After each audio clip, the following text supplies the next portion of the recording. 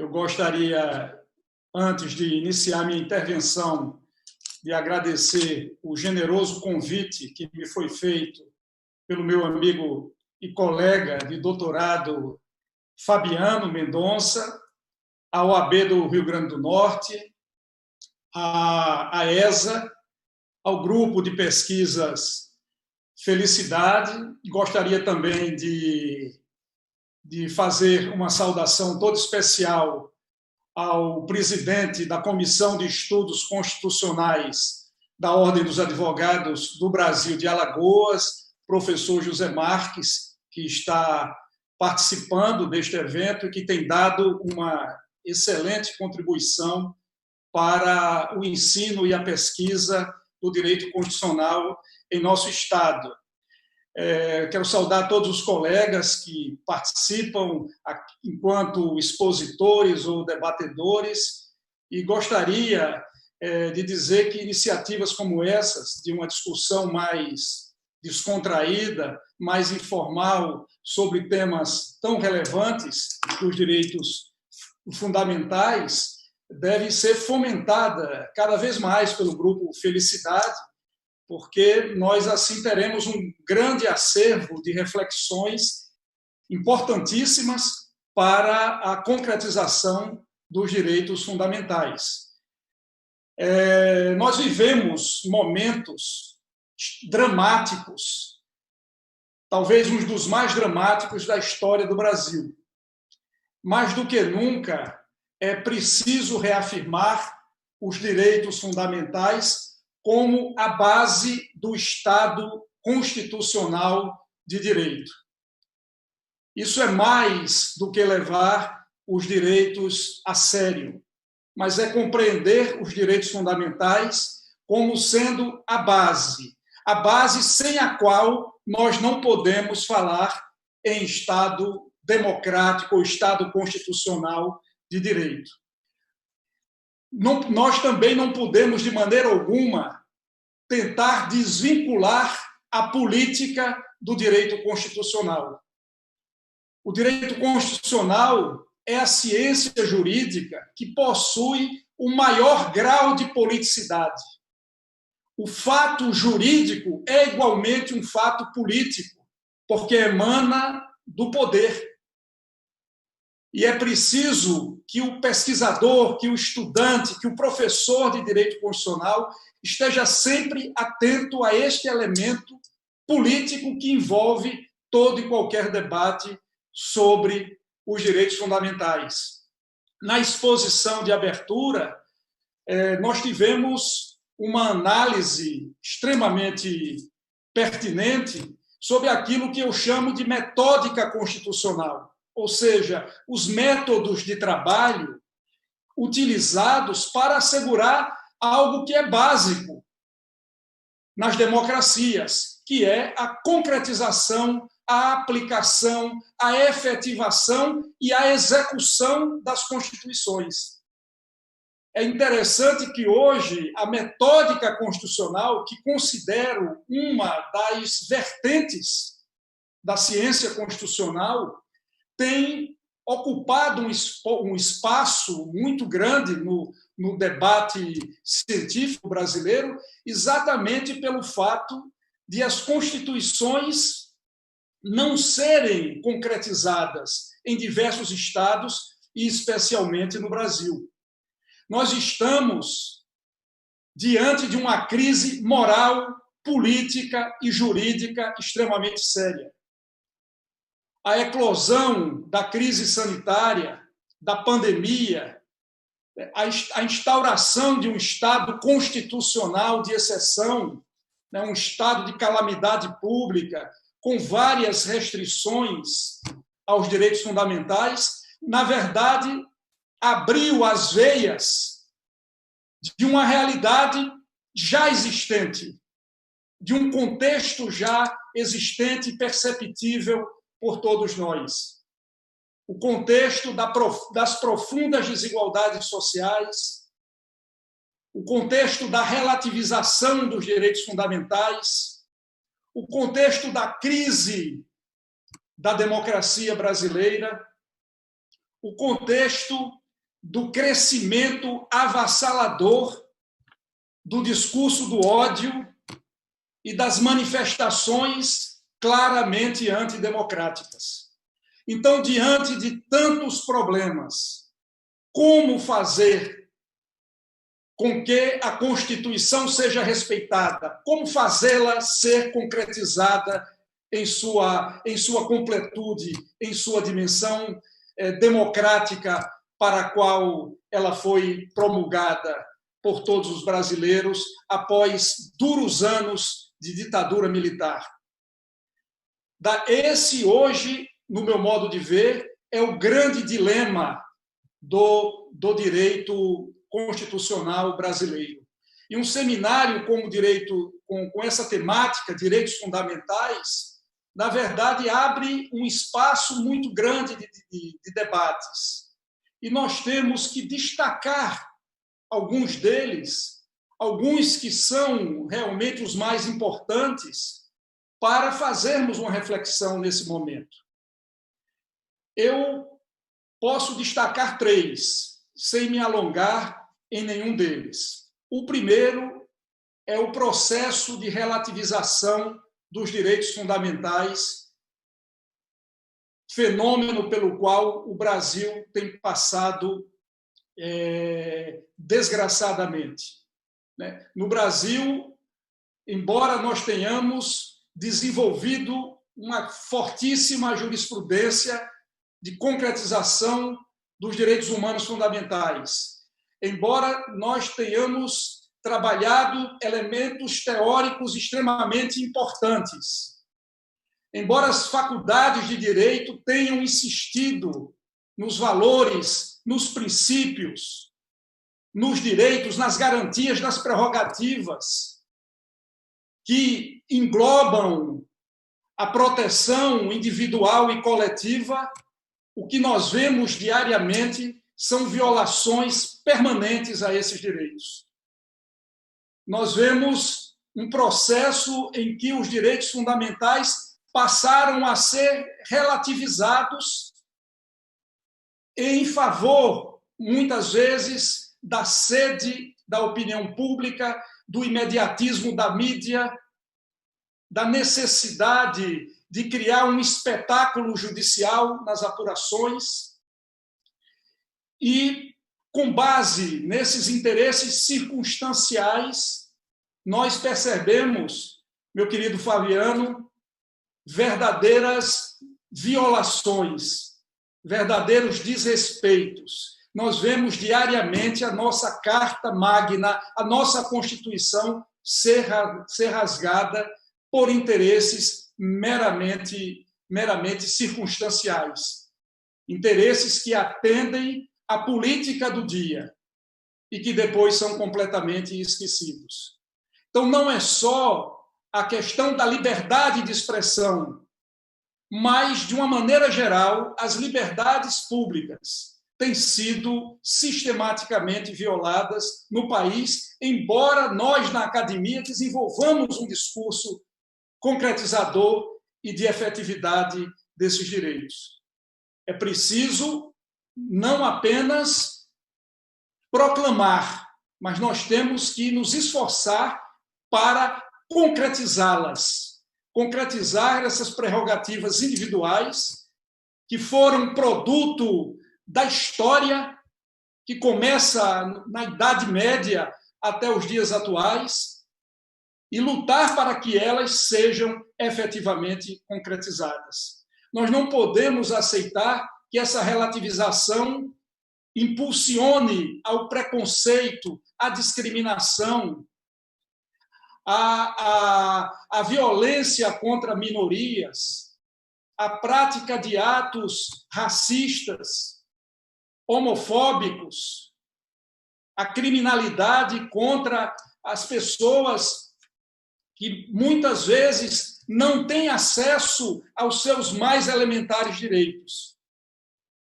Então, no Brasil, nós podemos até mesmo afirmar que existem aqueles que se beneficiam de direitos fundamentais e outros que os têm apenas de maneira formal, sem, no entanto, vê-los concretizados porque o Estado não consegue atingir a sua esfera de proteção.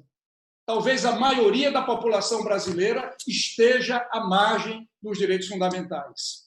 O segundo aspecto que eu gostaria de destacar é a nossa incapacidade de frear a corrupção sistêmica, que faz com que os direitos sociais não sejam efetivados da maneira como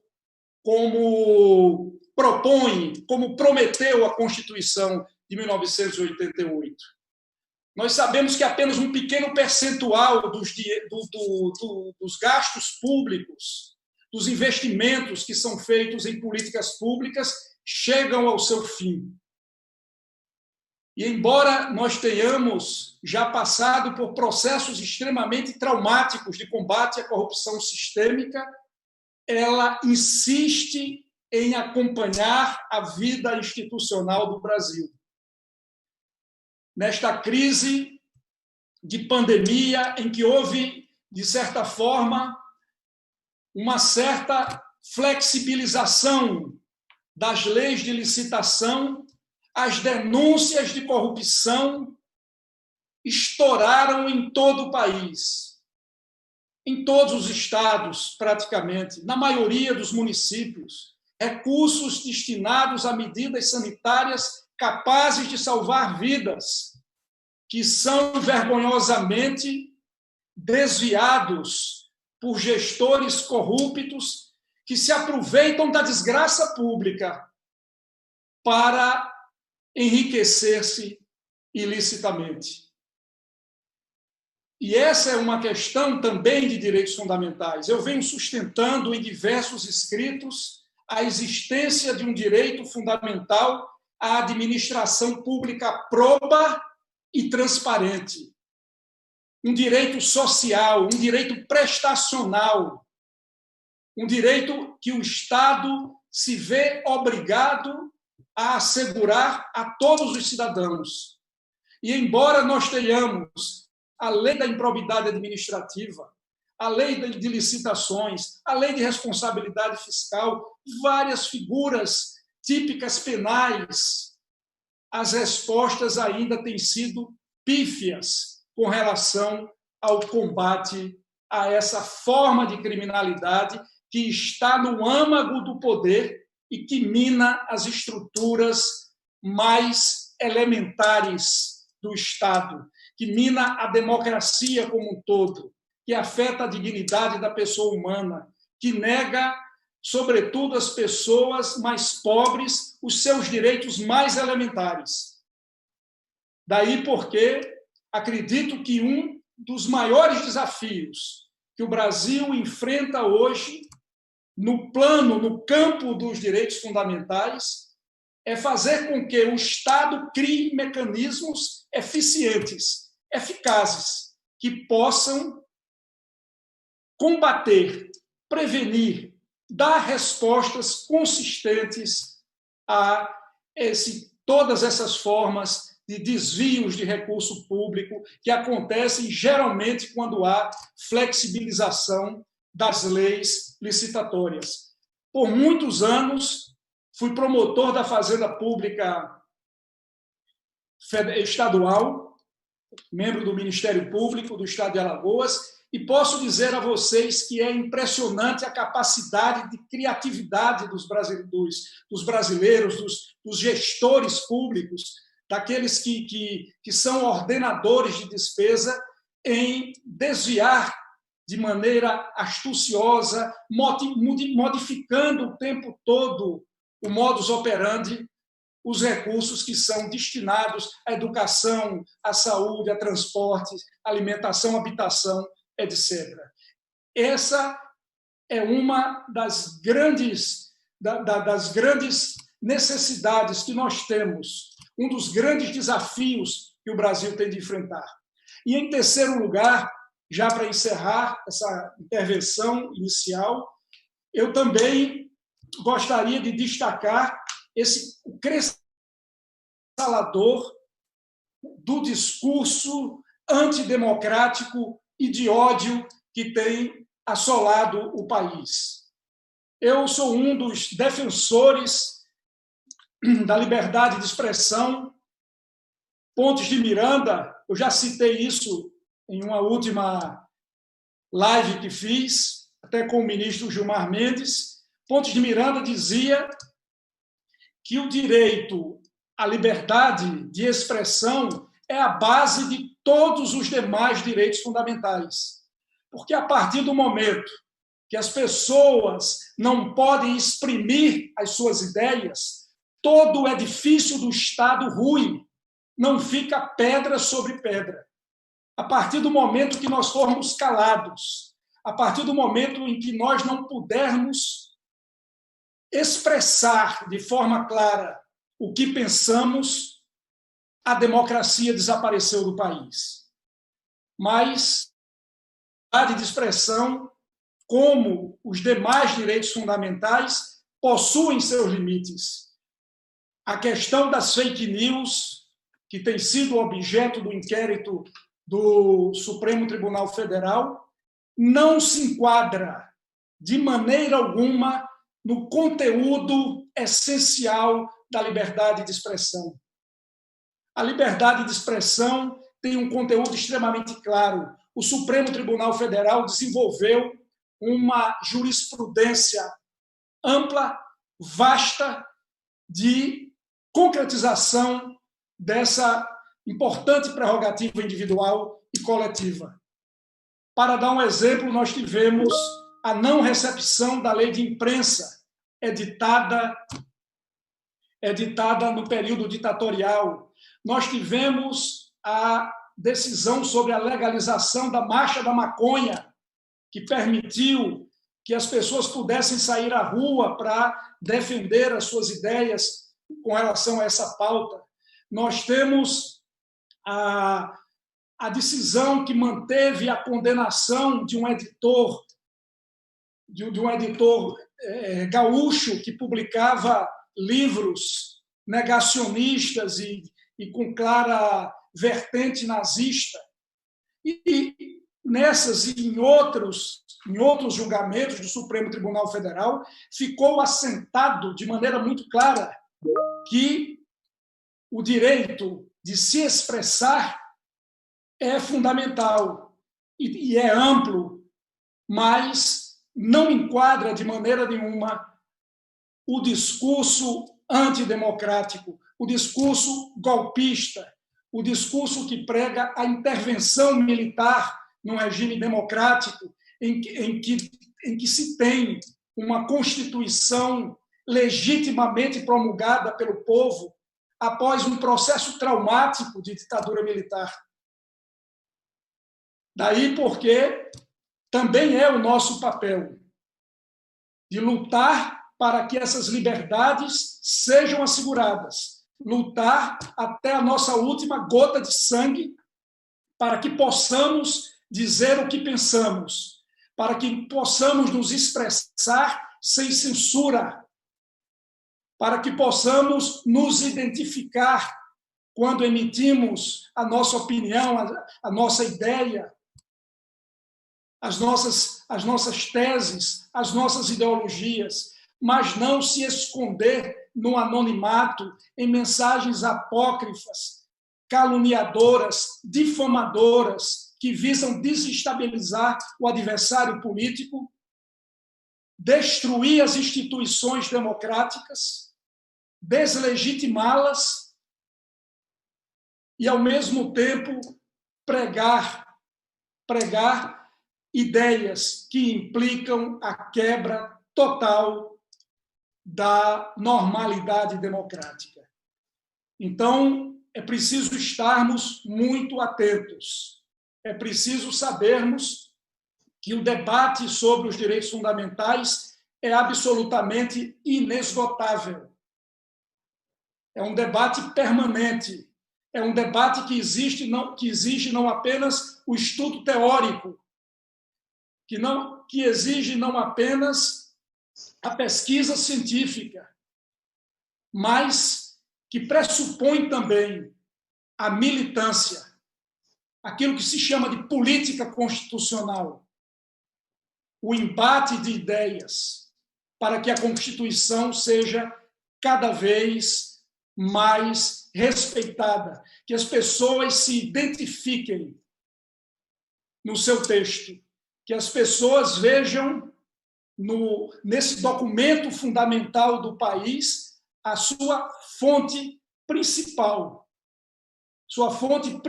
de proteção à dignidade da pessoa humana e à defesa de princípios fundamentais, de princípios essenciais para a vida institucional do país, que é, como já dizia, volto a repetir, Pontes de Miranda, num livro que é obrigatório para todos que amam o direito constitucional, no seu livro Liberdade, Igualdade e Democracia, os 3 caminhos. E nós temos, meu querido Fabiano, colegas participantes desse seminário, eu quero apenas concluir que não há outros caminhos. Não se pode falar em direitos fundamentais se nós não tivermos uma atmosfera democrática. Nós não podemos falar em direitos fundamentais se nós tivermos o acirramento das desigualdades sociais. Nós não podemos falar em liberdades fundamentais se nós tivermos a distorção das liberdades que asseguram a todos nós a capacidade de nos apresentarmos como cidadãos e exercermos plenamente os direitos e garantias que a Constituição de 1988, a Constituição Cidadã, nos assegurou. Portanto, muito obrigado pelo convite e tenho a certeza absoluta que todos os que estão participando deste evento encontram-se irmanados neste propósito inegociável de sempre lutar para que os direitos fundamentais sejam uma realidade, uma vivência concreta na sociedade brasileira. Muito obrigado.